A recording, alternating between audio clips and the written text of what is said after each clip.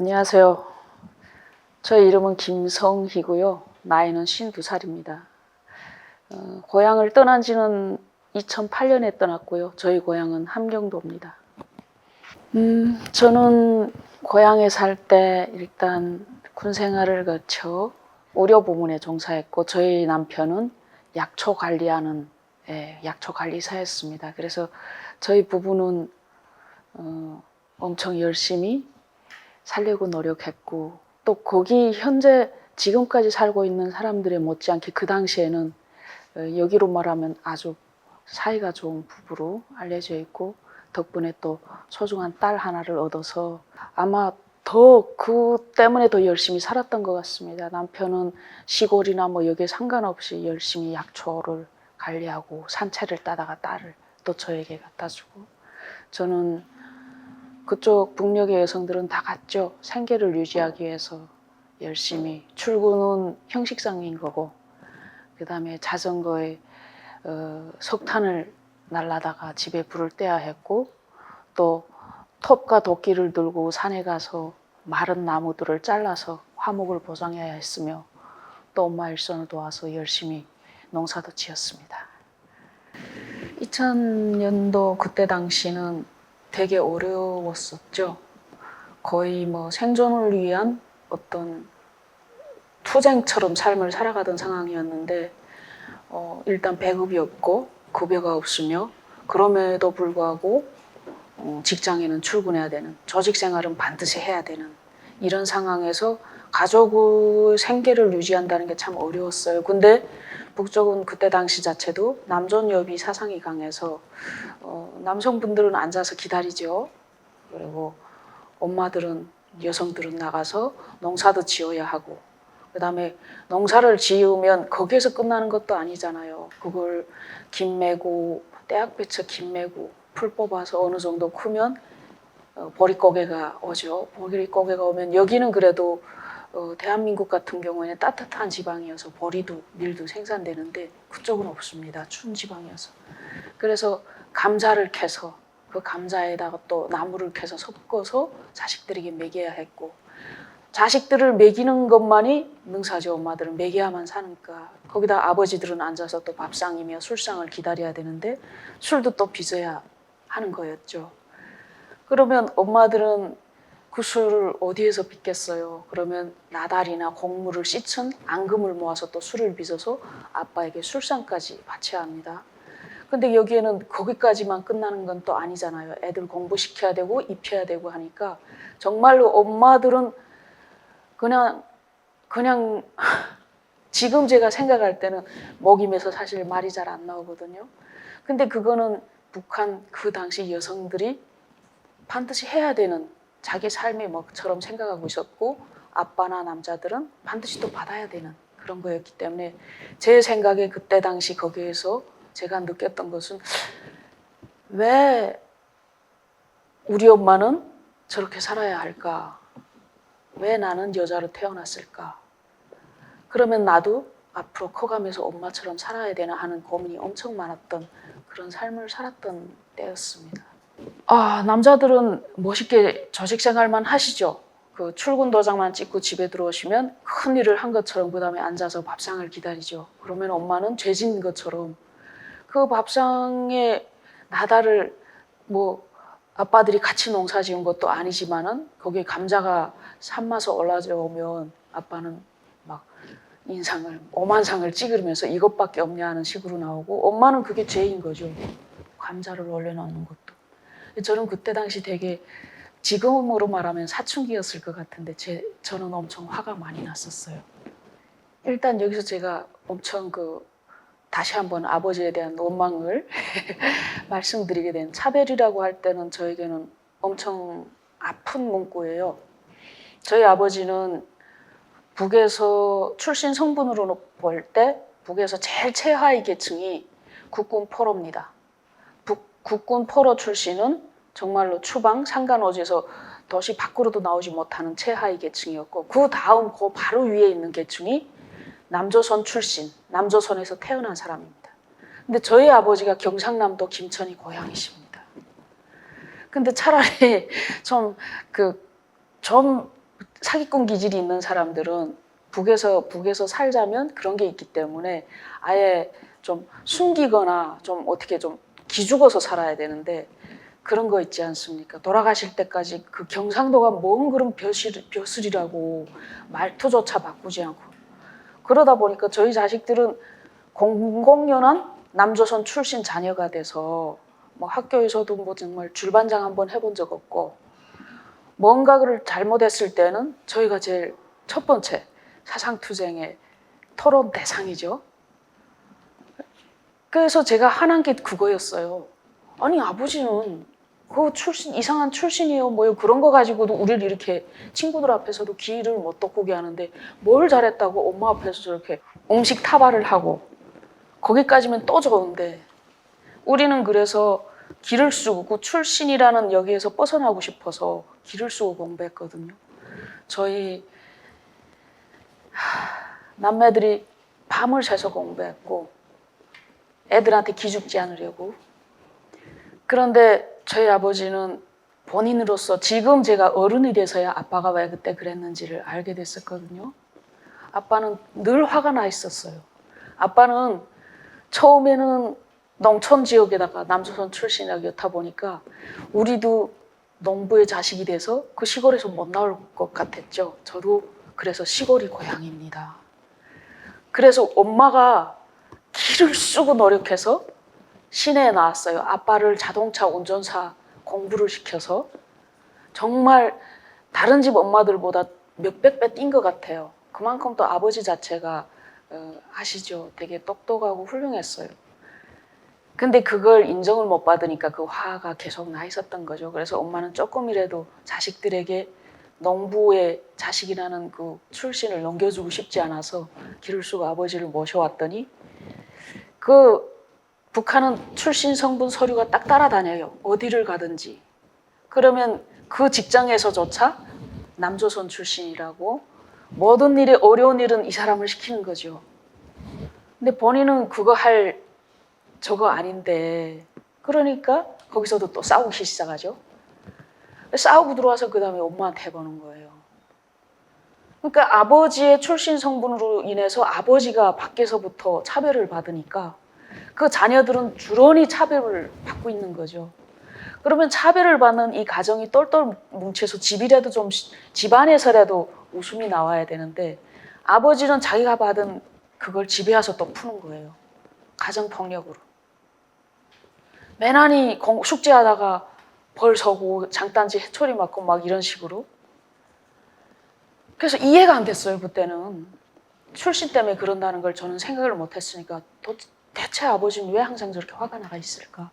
그리고 우리는 왜 숙제를 잘해가도 10점을 항상 최우등이 되는데도 다른 친구보다 뒤에 밀려 있어요. 우리는 왜 항상 이렇게 되지? 근데 중학생이 되니까 엄마가 알려주더라고요. 근데 아버지는 우리한테 막 그걸 자랑스럽게 말하고 자기 고향은 경상도라고. 되게 그때 슬펐어요. 아버지는 왜 거기서 태어났을까? 엄청 미치죠. 저희 오빠 같은 경우에는 여기로 말하면 수재라고 하죠. 거기도 수재예요. 그 전교 1등 항상 놓치지 않았고 더 수학경연대에 나가도 항상 1등을 했습니다. 그만큼 총명했고 그 학교의 선생님들이 막 아까워할 정도예요. 근데 아버지 출신 때문에 대학교 오빠는 최고의 대학을 꿈꿨죠. 나는 이거면 충분히 갈 수 있어. 그런데 그 학교를 해서 시험을 봤는데 오빠한테 거기는 대학교도 국가가 정해줍니다. 근데 농업대학이 나왔어요. 제일 최고의 대학을 노리고 시험을 쳤고 시험 점수도 거기에 맞는데 아버지 출신 성분 때문에 농업대학이 나온 거예요. 근데 여기서 오빠가 한 이틀을 집 방에서 나오지도 않고 그렇게 울더라고요. 엄청 서러웠나 봐요. 그러고 대학교를 안 가고 군대에 나가겠다고 하면서 군대에 나가더라고요. 저 대학교 안 가겠습니다. 거기서 아버지가 밤새 술을 마시더라고요. 밤새. 그 자식이 앞길을 자기가 꺾는 것 같아 되게 슬펐던 것 같아요. 엄마도 군에 나가는 오빠를 엄청 울면서 말해주시더라고요. 근데 또 군에도 여기도 같죠. 군도 병정이 다 있습니다. 쉬운 병정이 있고 뭐 이렇게 거기서 제일 어려운 병정으로 남조선 출신 자녀라고 해서 또 갔더라고요. 그래서 저희 오빠는 제대할 때까지 햇빛을 잘 못 보고 군 생활을 한 그런 케이스여서 제대되니까 마치 폐병에 걸린 사람처럼 하얗게 돼서 왔더라고요. 병은 안 걸렸는데. 그렇게 남조선 출신 자녀들은 자식들까지 대대로 모든 곳에서 속속들이 피할 수 없는 그 차별의 망 속에 갇혀 사는 거죠. 일단 집안에서 아버지가 인정을 안 해줬어요. 첫째, 딸은 그냥 그 집안 망신은 딸들이 다 시킨다고. 그래서 딸은 북어처럼 실컷 두드려서 키워야 어디 나가 집안 망신 안 시킨다고 해서 제가 오빠들이 잘못해도 저는 제가 대신해서 다 매맞음을 컸고요. 9살 때부터는 뭐 팔뚝이 정말 요만큼 가는 저한테 커다란 그 소랭이에 빨래부터 시키기 시작해서 밥 비벼 먹으며 여자는 다 할 줄 알아야 된다. 어려서부터 해버릇 해야 된다 해서 그냥 그렇게 컸죠. 집에서 그렇게 큰 자식이 밖에 나가서 기가 살까요? 그러잖아, 차별하는데. 근데 또 바보같이 공부는 잘했거든요. 사실은 그 공부를 기를 쓰고 한 목적이 그거였어요. 아버지한테 인정받고 싶어서. 딸이어서 못하는 게 아니라 딸이기 때문에 오빠들보다 더 잘한다는 거 보여주고 싶었는데 기죽어 있으니까 다른 친구 학교에 나가서는 다른 친구들 숙제를 열심히 해주는 애가 돼서 컸죠. 그렇게 컸습니다. 남조선 출신 가족의 딸은. 일단 북한에서의 가정폭력은 그냥 가정 안에서 해결해야 될 문제로 서로가 암묵적으로 명시가 되어 있고 그 가정폭력은 당연시하는 거로 생각하고 있어요. 그런데 거기엔 누구도 개입을 할 수가 없는 가정 안의 문제로만 국한되어 있어요. 그렇기 때문에 뭐 인민반장도 와서 뭐라고 안 해요. 그건 집안일이지. 저 그냥 뒷소리만 하죠. 저 집 아빠가 오늘 또 술 마셨네. 혹은 뭐 어쨌네 이런 식으로. 그러다 보니까 가정폭력은 아무 집에나 빈번히 일어나는 일? 30세대가 있다면 한 25세대는 다 가정폭력에 노출이 되어 있죠. 저희 부부와 같은 가정이 사실 흔하지 않았어요. 그래서 저도 결혼을 엄청 늦게 했어요. 왜냐하면 그런 가정폭력을 당할 바에는 나는 차라리 결혼 안 할래. 엄마한테도 약속했어요.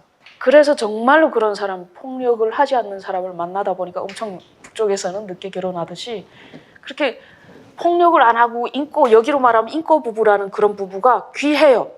그런 부부를 오히려 이상하게 봐요. 폭력에 노출되어 있는 가정이 평범한 가정으로 인식이 되어 있고요.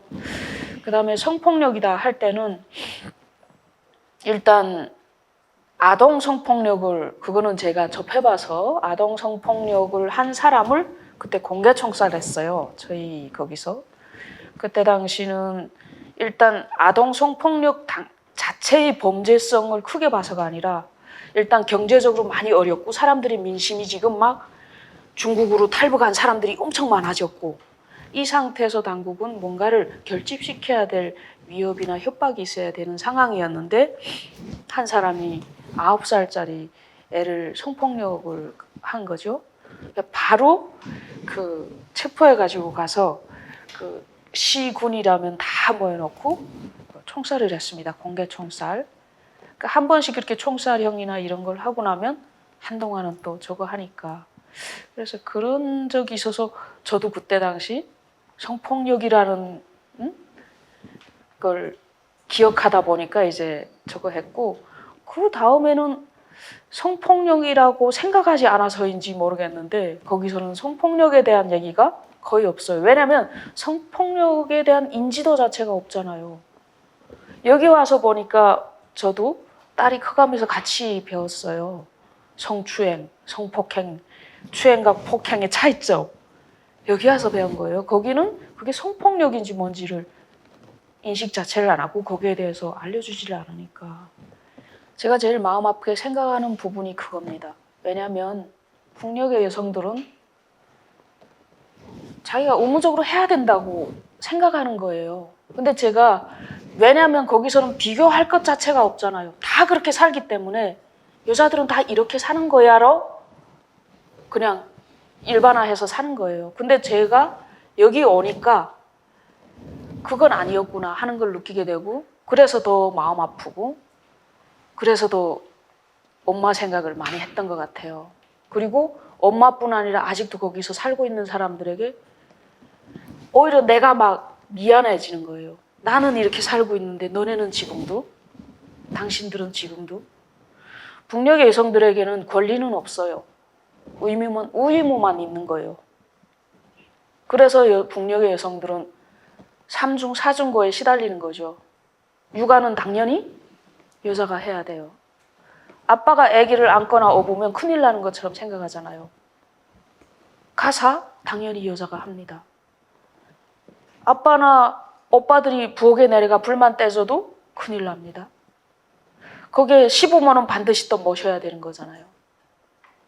그럼 거기까지면 또 괜찮아요. 그래서 거기에 밥가마에 넣을 무언가 혹은 애들이 옷을 사줄 돈을 아빠들이 책임져 준다면 그런 대로 또 저는 이해할 수 있다고 최대한 양보해서 생각하겠는데 그것조차 아빠들은 안 하잖아요.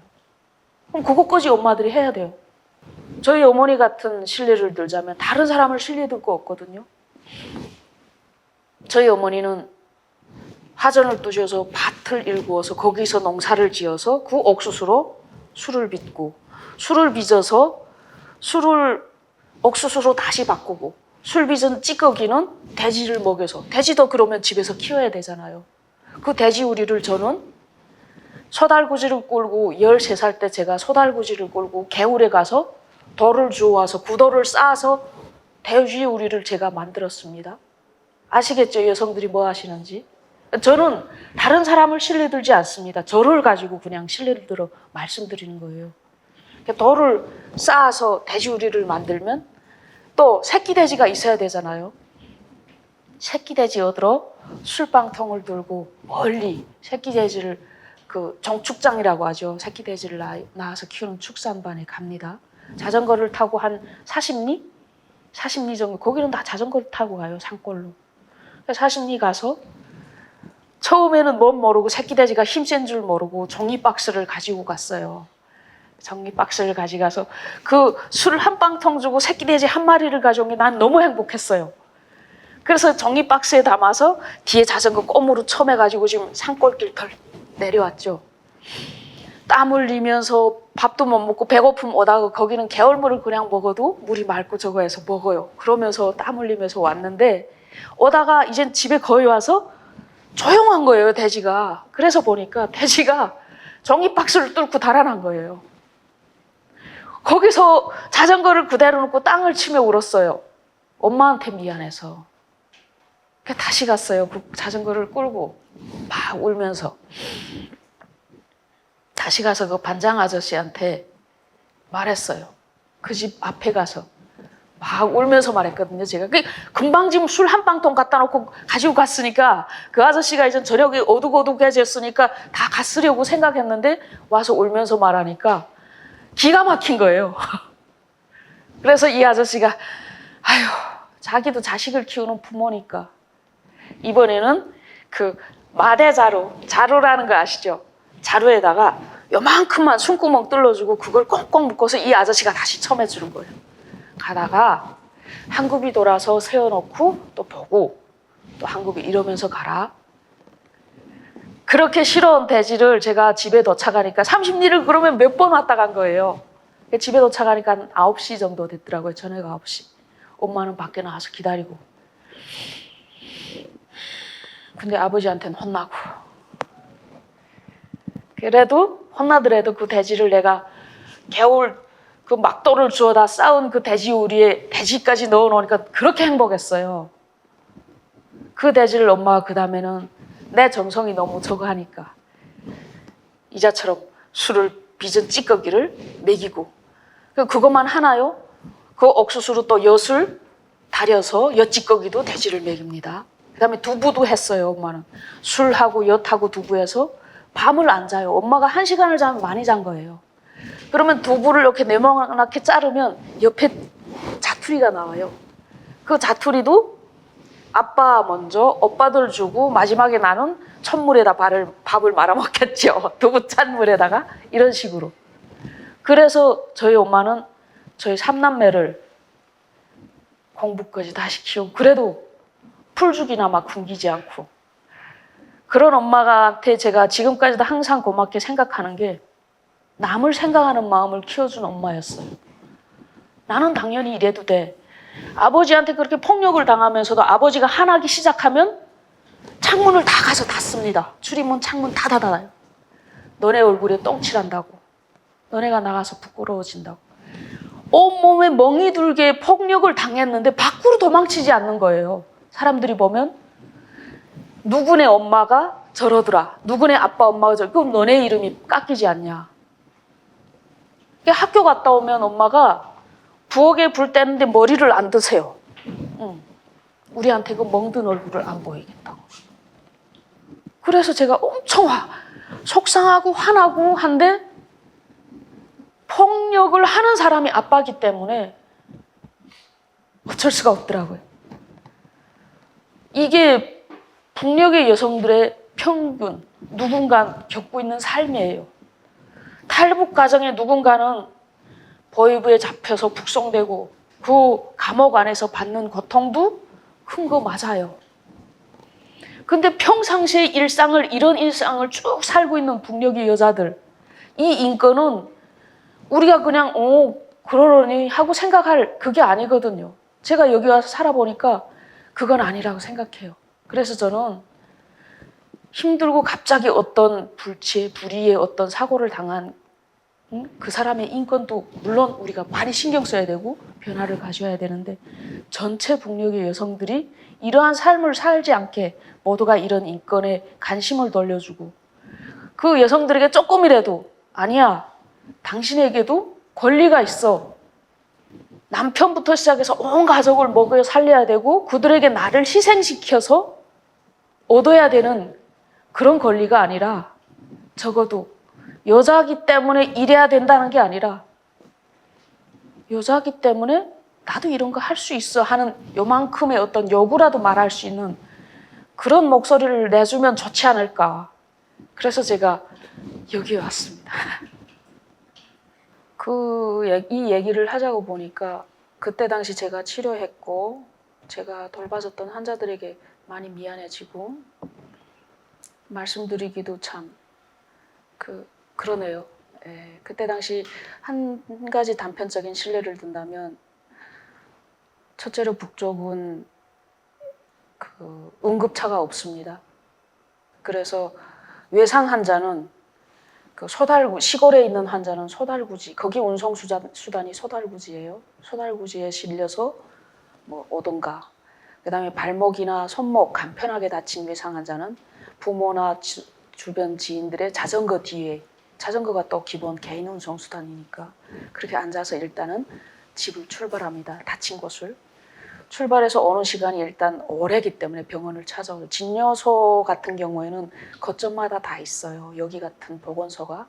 근데 일단은 큰 시내에 있는 큰 병원에조차 약이 보장이 안 되기 때문에 지역에 있는 보건소와 같은 진료소들에는 약이 없습니다. 의사가 그냥 병원을 지키고만 있다고 생각하시면 되세요. 그리고 환자가 가져오는 장기질환 환자들이 주사를 놔주는 곳이라고밖에 생각할 수 없는 곳입니다. 그러다 보니까 외상 환자는 진료소를 지나쳐서 바로 시내에 있는 실제 치료를 받을 수 있는 곳에 와야 합니다. 그러니까 여기서 이제 오는 시간이 한참 경과되겠죠. 다치거나 터지거나 한 사람은 그 사이에 오염이 다 되어 있을 거고 실제 빨리 치료받으면 간단하게 봉합만 해도 소독해서 봉합만 해도 아물 수 있는 상처들이 오면서 오염이 되고 괴사가 되고 또 와서 오는 시간 동안 거기 또 그렇잖아요. 그러니까 피도 많이 흘리고 지혈제가 없다 보니까 그러면 오는 동안 환자는 쇼크에 빠져서 들어옵니다.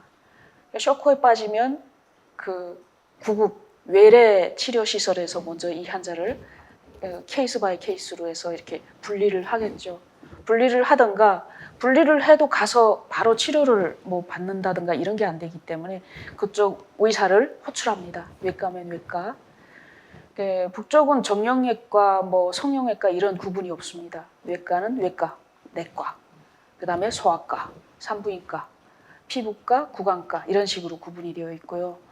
그래서 외상 환자는 외과 의사를 부릅니다. 콜하면 외과 의사가 와서 보면 의사 앞에 도착한 환자의 상태는 뭐 상태가 엄청 안 좋죠. 그러면 여기서 환자를 진찰하면서 의사는 처방을 내립니다. 여기서는 처방을 내리면 처방전을 들고 약국에 가든가 아니면 바로 그 외래 시설에서 주사를 먼저 선조치를 하잖아요. 거기는 아닙니다. 처방전을 환자의 가족에게 줍니다. 그러면 환자의 가족은 이 처방전을 들고 약국이 아니라 장마당에 갑니다. 여기 처방전에는 여기 병원에서는 필요한 주사약, 먹는 약 뭐 이런 거겠죠. 저쪽에서 주는 처방전에 종이 한 장이 더 따라 나오는 건 붕대, 부목, 빨간 약, 뭐 여러 가지 소독약까지 다 이 처방전에 명시되어 나옵니다. 왜? 병원이 없으니까요. 그 상태에서 이제 환자가 살자면 가족이 그 약을 사와야만이 환자는 치료를 받습니다. 근데 여기서 또 더 추가가 되자면 오면서 오염이 심해서 봉합이 아니라 완전히 절제를 해야 되는 상황이 많이 와요. 다리를 절단하지 않아도 되는 환자가 응급차가 없기 때문에 절단해야 되는 상황이 많이 오죠. 그러면 수술을 해야겠죠. 말씀하신 것처럼. 그러면 거기에 이제 전기가 없으니까 발전기를 돌려야 될 기름 혹은 경유를 사와야 될 것이고, 두 번째는 그 전기만 돌리는 게 아니라 수술장이 엄청 추워요. 겨울이면. 수술장의 온도를 높여야 될 나무나 땔감조차 가져와야 합니다. 그 다음에 이 환자를 빨리 응급으로 수술을 해주자면 의사의 그 결정이 내려야 되니까 그 결정을 좀 더 빠르게 하려면 하다못해 담배라도 뇌물을 바쳐야 되죠. 뇌물의 뭐 종류나 사이즈에 따라 환자는 빨리 수술실에 들어갈 수 있고, 어떤 경우에는 자기네가 뭐 킵해뒀던 다른 환자를 수술하면서 남잖아요. 기름이나 뭐 땔감이 남은 걸, 그걸 가지고 먼저 수술해 줄 테니까 이만한 거 가져와 하는 이런 정도까지의 조치가 되자면 그 뇌물의 양과 사이즈에 맞춰서 그렇게 되는 거죠. 근데 여기서 제일 마음 아픈 게 뭐냐면, 제가 아까 말씀드렸잖아요. 먹고 살 것조차 없습니다. 그 먹고 살 걸 해결하려고 화전이라도 뚜지려다가 뭐 이거 홈이나 호빠 이렇게 살을 찔렀는데, 이 사람에게 지금 약을 사오려면 돈이 있어야 될 거고, 돈이 없으면 물물 교환이라도 하게끔 옥수수나 곡물이라도 있어야 되잖아요. 근데 이 사람은 그거 없어서 지금 일하고 있었잖아요. 그럼 어떻게 될까요? 약을 못 가져오면 이 환자는 치료를 못 받습니다. 치료를 못 받고 돌려보내는 거죠, 병원은. 약이 없는데 어떻게, 이러면 할 말이 없는 거예요. 선생님, 저도 돈이 없는데 어떻게 할까요? 하면 우리도 방법이 없어. 그럼 이 환자는 다시 소달구지에 실어서 다시 갑니다. 근데 가족은 자기 가족을 포기하지 못하잖아요. 그래서 찾는 곳이 한의사, 여기로 말하면 한의사, 거기로 말하면 동의사입니다. 여기에서 또 치료가 진행이 되죠. 동의사 나름의 치료가. 민간요법이라는 걸로 해가지고 약초를 달인 물로 상처를 씻어내고, 그 주변에 더 오염되지 않게 침을 넣던가 뜸을 뜹니다. 그래서 북한은 그때 당시 거의 모든 치료가 침과 뜸으로. 왜냐면 이건 안 사와도 동의사한테 있는 거, 쑥은 채취해서 말려놓은 거니까. 근데 대신 외상 환자를 한의사가 치료하면 어느 만큼 회복이 되겠어요? 불구가 됩니다. 치료는 하되. 죽지 않은 것만 해도 다행이다 이렇게 되죠. 그래서 인위적인 불구가 또 생겨나는 겁니다. 제가 그때 당시 근무할 때 당시는 필로폰 사용은 없었고요. 그 야전병원에서는 모르핀까지 수술 전에 그것도 군인들에게만 처방이 가능했고, 그 처방도 심각한, 정말 뭐 질에 뭐 절단이 됐어 하는 군인한테만 모르핀을 사용할 수 있죠. 그것도 한 5, 6명의 결재를 받아서. 약품이 없으니까요. 근데 일반 사회병원에는 모르핀이 없어요. 진통제 자체가 없습니다. 그러니까 병원에서는 허용이 안 된 마약을 사용 못합니다. 그것만큼은 또 그러니까 이 사람들은 병원에서 수술을 받을 때는 마취 없이 수술합니다. 대단한 사람들이죠. 마취 없이 환자는 수술을 받아야 되고 말짱한 정신에 자기 살을 째는 소리부터 시작해서 다 들으면서 그래도 그 수술을 받는 것만 해도 어디냐 하는 고마운 마음으로 받습니다. 그리고 아편은 개인집에서 사용했어요. 이자처럼 한의사들이. 약이 없으니까 간단한 지사제, 설사머지약만 써도 대장염이나 이런 병칠, 장염들이 나을 건데 그 약이 없잖아요. 그러면 한의사는 아편을 처방합니다. 그게 그때 당시 아편을 사용했던 거고요. 그 다음에 뇌혈전이나 이런 환자들이 그때 당시 많아지기 시작했어요. 밭일을 하다가 열사병으로 쓰러지고 이러니까 아편을 조금씩 처방했던 것 같습니다. 그래서 대체로 그때 당시 북녘의 집들에는 요만한 아편 덩어리들은 다 비상용으로 가지고 있었어요. 약이 없으니까. 그러면 이건 저를 신뢰로 들어서 말씀드릴 건데요. 저 역시 마취약 없이 맹장 수술을 했었고 그냥 하는 거죠. 그냥 수술대 눕혀놓고 다행히 국소 부분 소독을 할 여도 하나만이라도 제가 챙겨오죠. 그러면 국소 부위를 소독하고 칼로 바로 잽니다. 저는 그렇게 이 수술을 했고 다른 사람의 사례를 들을 필요가 없으니까 그렇게. 그리고 팔을 안 묶어요. 제가 제 수술부를 손으로 잡고 있습니다. 그러면 외과 의사는 여기를 찝도 합니다. 피가 나오면 닦아내고 그러면서 저는 수술하는 상태에서 내려다 봅니다. 제 장이 힘을 쓰면 불긋불긋 장이 올라오는 걸 보기 때문에 저는 힘을 안 줍니다. 아파도. 그래서 입에다가 수건을 물고 합니다. 그래서 제가 여기 지역에서 정착하면서 막 어떤 사람들은 막 와 이거 힘들어서 어떻게 살아 할 때 제가 그렇게 말합니다. 북에 가서 딱 3일만 살고 오시라고. 그러면 여기가 천국이고 웬만히 힘든 건 힘들지 않다고. 첫 번째는 내가 없으면 우리 가족은 어떻게 될까? 그러자면 가족을 다 데리고 가야 되지 않을까? 그런데 그게 첫 번째고 이 가족을 다 데리고 가다가 거기서 다 죽으면 어떡할까? 나 때문에 온 가족이 다 죽으면 이건 또 뭐가 될까? 근데 그 세 번째가 그러면 여기서 그냥 살면 나는 어떻게 될까였어요. 근데 여기서 딸이 없었다면 나는 어떻게 될까를 생각 안 했을 것 같아요. 차라리 가족한테 피해를 주지 않고 그래도 살아보겠지 했겠죠. 근데 저에겐 딸이 있었고 딸이 더 얼씨되던 때 남편이 사고로 돌아가셨어요. 그런 상태에서 나는 내 남은 인생을 걱정하는 게 아니라 얘를 어떡하지? 그럼 얘도 또 나처럼 그렇게 차별을 받으면서 여자라는 이유로 남편 밥상을 차려주고 새벽부터 밭에 나가서 김을 매야 되고 자녀를 낳아서 모유 수유를 해야 되며 풀밭에다가 자식을 눕혀놓고 뭘 해야 되지 않을까. 또 여자인 내가 톱이나 배낭을 구루마에다가 밧줄에 묶어가지고 산에 올라와서 나무를 잘라서 하목을 대야 되는 이런 인생을 내가 살아야 되지 않을까. 아무리 공부를 잘해도 출신 성분 때문에 대학교조차 못 가는 삶을 내가 얘한테 물려줘야 될까. 이게 사실 제일 컸어요.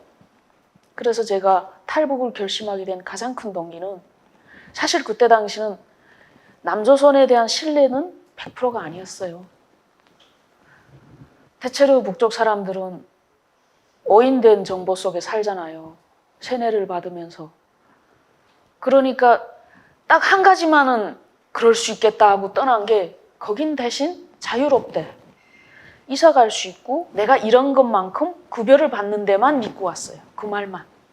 그럼 내가 여기서 사는 것만큼 살면 내 딸을 나처럼 키울 수 있지 그런 삶을 살지 않게 엄마로서 할 수 있지 않을까.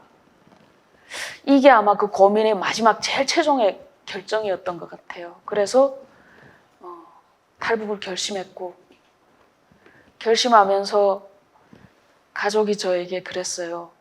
다 거기는 가다가 그 험한 길을 가다가 잡히면 어떻게 되나. 그래서 1살 이제 돌시 지난 딸은 두고 가라. 그냥 니라도 무사히 도착하면 그때 와서 데려가라. 그 길을 다 모르니까 북쪽 사람들은. 근데 또 그것도 또 제 생각엔 슬펐어요. 우리 엄마가 먼 죄가 돼서 엄마 없는 외손녀를 키우면서 그렇게 나를 키우면서 그렇게 고생하며 살았는데 그 엄마 때문에 기를 쓰고 제가 공부를 더 했고 기를 쓰고 다른 친구의 숙제를 해주면서도 엄마 앞에 슬픈 표정을 안 냈고 기를 쓰고 오빠들보다 더 멋진 자식이라는 인정을 받고 싶어 엄마 어깨를 펴주게 하려고 군에도 나갔고 거기에 우사까지 됐는데 그런 엄마에게 자그마한 그런 슬픔을 주기 싫더라고요. 책임을 맡겨놓는 것 같아서. 그래서 그냥 엄마한테 그렇게 얘기했어요. 죽어도 같이 죽고 살아도 같이 살 테니까 제 새끼는 제가 책임지겠습니다. 엄마 지금까지 날 키워줘서 감사하다고. 그리고 아마 제가 제 딸을 안고 떠났던 것 같습니다. 1살 된 딸을 데리고 탈북을 하다 보니까 두만강을 건너서 중국을 거쳐 또 중국 브로커가 받아서 베트남으로 가서 베트남에서 다시 캄보디아로 저는 삼국에서 살아보진 못했어요. 어찌 보면 탈북민들이 말하는 직행? 중국에 살다 온 사람은 직행이란 말을 안 해요. 그러니까 북에서 떠나서 바로 삼국을 거쳐서 여기까지 온 사람이죠. 그러다 보니까 중국을 접해보지 못해서 이게 지금 내가 걷는 길이 국경을 넘는 건지 중국의 지역을 넘는 건지도 모르고 일단 계속 왔습니다. 폭우도 맞으면서 신누런 항토강 같은 것도 막 건너보고 그 고무보트를 타고 근데 여기서 제일 어려웠던 게 딸이었어요. 돌시 지난 제가 뭐를 알겠어요. 제일 긴장했던 순간은 두만강을 넘어 국경을 넘는데 딸이 자지 않고 있었어요. 그때 겨울에 11월이면 북쪽은 살얼음이 다 얼었죠. 얘가 감기 걸릴까 봐 제 옷을 벗어서 애한테 둘둘 감싸가지고 목마를 태우고 강을 건너기 시작했습니다. 그렇다고서 애 입을 막거나 이것도 못하고 목마를 태웠으니까 손을 잡고 가는 거예요. 여기다 하고. 여기서 제일 긴장했던 게 얘가 한마디라도 소리 내거나 울거나 하면 그냥 총알이 날아오겠죠. 근데 발밑은 미끄럽고 살얼음은 살에 막 꽂히고 하니까 여기서 내가 최대한 삐끗 움직이질 말아야 돼요. 애가 놀라지 않게 하려고. 근데 얘가 지금 물소리도 막 저거 엄마가 지금 가는데 눈을 뜨고 있는데 소리를 안 내는 거예요. 가만히 있는 거예요. 그게 딸에게 고맙다는 마음을 내가 느껴야 할지 이놈에게는 태어난 고향을 떠나는 길이잖아요. 그래서 돌시 지난 이놈이 엄마라는 말밖에 못하는 애가 그게 슬퍼서 아무 말도 안 하는 건지 엄마로서 참 오만 가지 생각이 들더라고요. 내가 널 데리고 여길 떠나기까지 해야 되는구나.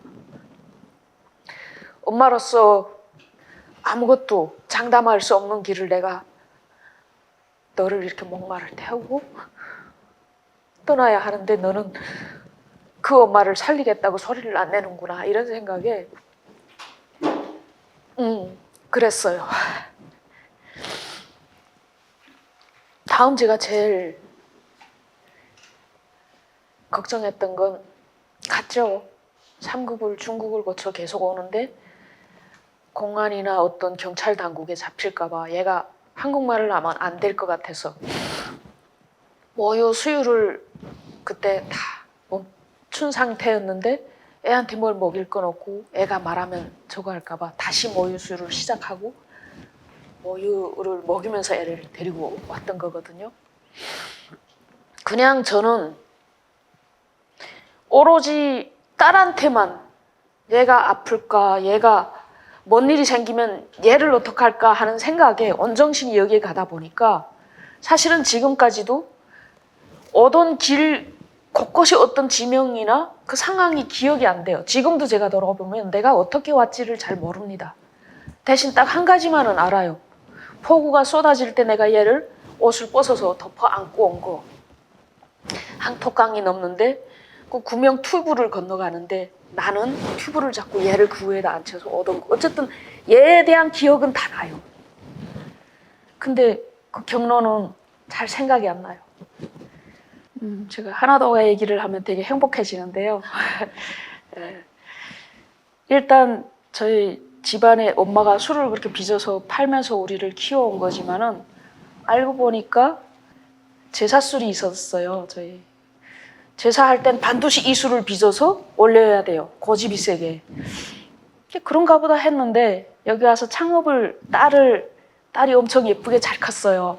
이놈이 중학생이 되기부터 시작하니까 엄마의 고민이 다음 고민이 시작되는 거죠. 저와 여기 와서 진짜 먹이고 싶은 거, 입히고 싶은 거 내가 부지런히 움직여서 다 이렇게 예쁘게 키웠는데 앞으로 꿈을 엄마가 못다 꾼 꿈을 너는 네가 하고 싶은 거 다 하게 해주려고 하니까 그 다음 부분에서 엄마는 뭘 하면 좋을까 하는 생각을 하다 보니까 창업을 제가 결심했어요.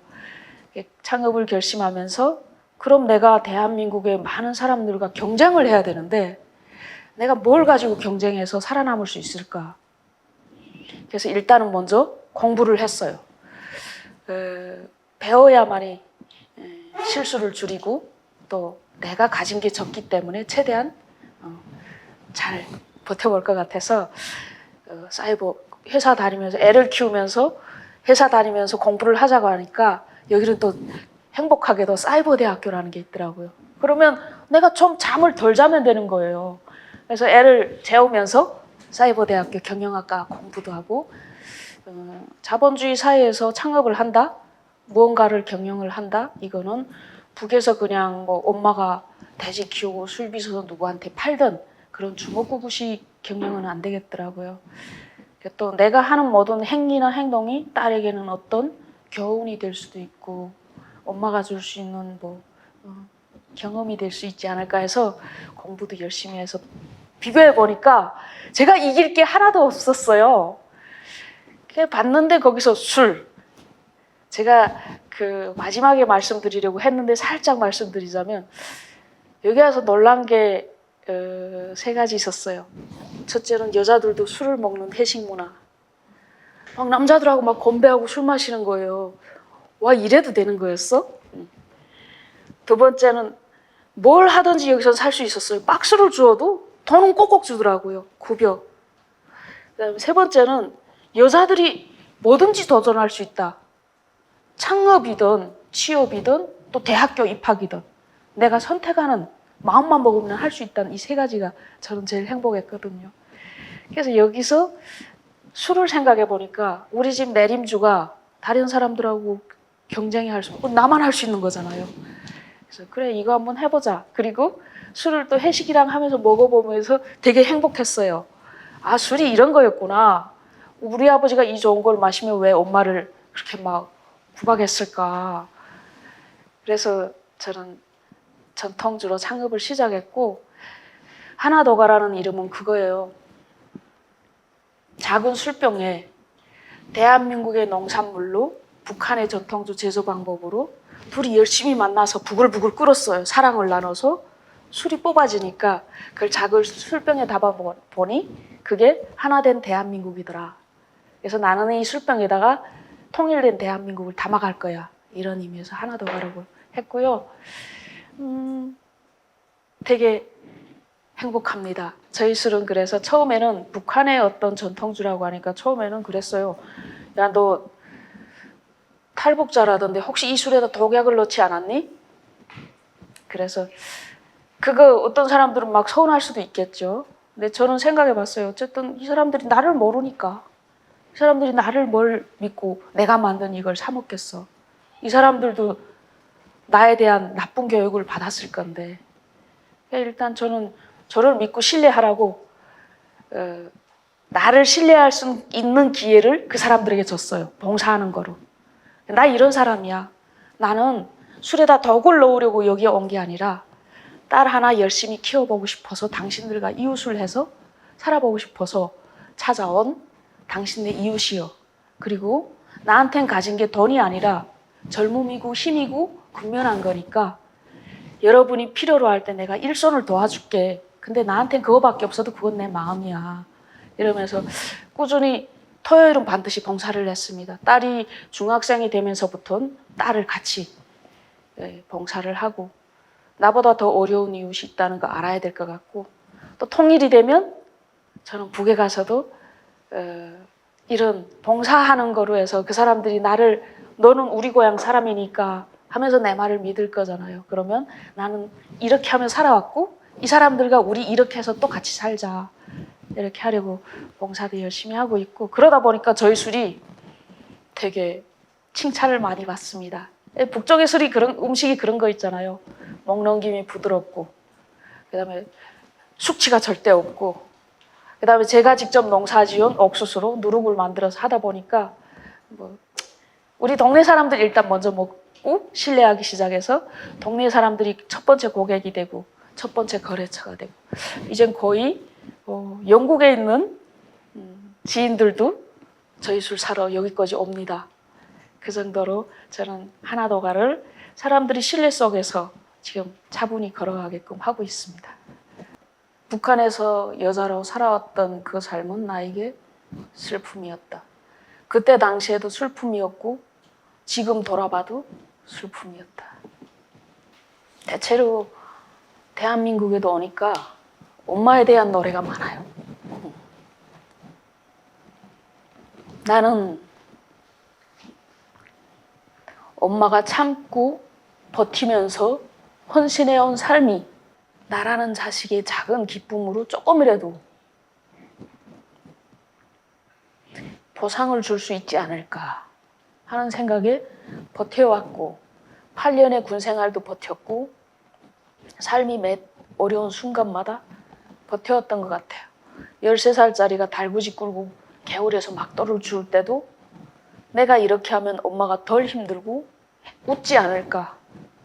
내가 이렇게 100점을 맞고 최우동생이 되면 엄마가 아빠한테 그렇게 폭력을 당하는 순간에도 내가 헛된 삶을 살지 않았구나 하고 좀 더 덜 아프게 견디지 않을까.